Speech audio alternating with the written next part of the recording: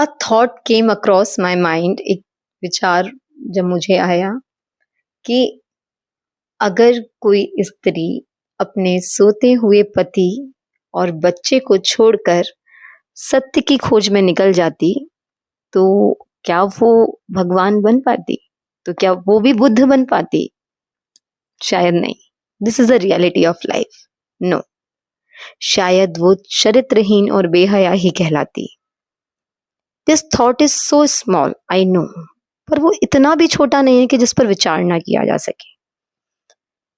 यहाँ जो पॉइंट है वो ये कि किसी पुरुष के ऐसा करने पर किसी स्त्री ने कभी कोई दाग नहीं लगाया होगा, या कभी वो क्वेश्चन मार्क पुट ऑन नहीं किया होगा, कभी उनके चारित्रिक चिन्हों पर कभी कोई क्वेश्चन मार्क पुट ऑन नहीं किया होगा। इसका एक ही सबसे बड़ा रीजन है, क्योंकि किसी एक पुरुष के करने पर कभी किसी दूसरे पुरुष ने उसके साथ ऐसा नहीं किया, कभी किसी दूसरे पुरुष ने उसके चरित्र पर उंगली नहीं उठाई, कभी किसी दूसरे पुरुष ने उसकी आलोचना नहीं की होगी इस तरह से।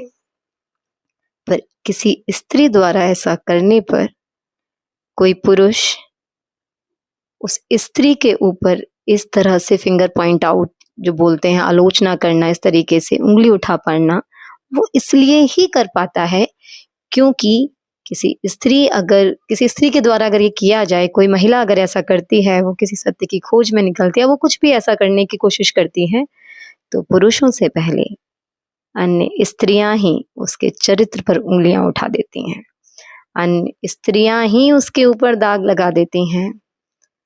और जब एक वर्ग खुद ही अपने आप को सपोर्ट नहीं करता, तो अब दूसरे वर्ग से क्या ही एक्सपेक्टेशंस रख सकते हैं। Till females will not support each other, patriarchy will ever rule. You cannot decline the rule of patriarchy till a female will support the female. आपको क्या लगता है?